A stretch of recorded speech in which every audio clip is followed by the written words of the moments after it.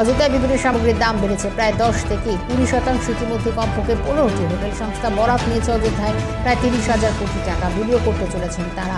হোটেলের পাশাপাশি real estate ব্যবসায় দারুণ লাভের মুখ দেখছে এখন অযোধ্যা।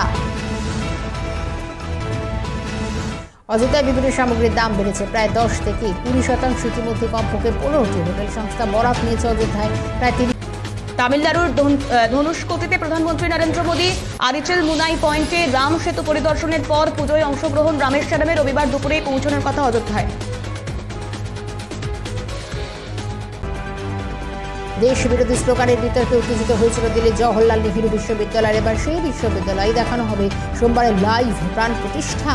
বিশ্ববিদ্যালয় চত্বরে টাঙানো বড় পর্দায় সরাসরি সম্প্রচার হবে রামধামের কর্মকাণ্ড। নজরদারি চালাবে বিশ্ব হিন্দু পরিষদ এবিভিপি। রাত পোহালেই অযোধ্যায় ভগবান রামলালার মন্দিরের উদ্বোধন। সারা ভারতবর্ষের পাশাপাশি পূর্ব মেদিনীপুরের কাঁথিতে টাঙানো হচ্ছে রামের ছবি আঁকা পতাকা। পাশাপাশি প্রত্যন্ত গ্রামের মন্দিরগুলিতে সোমবার বিশেষ পুজোর ব্যবস্থা।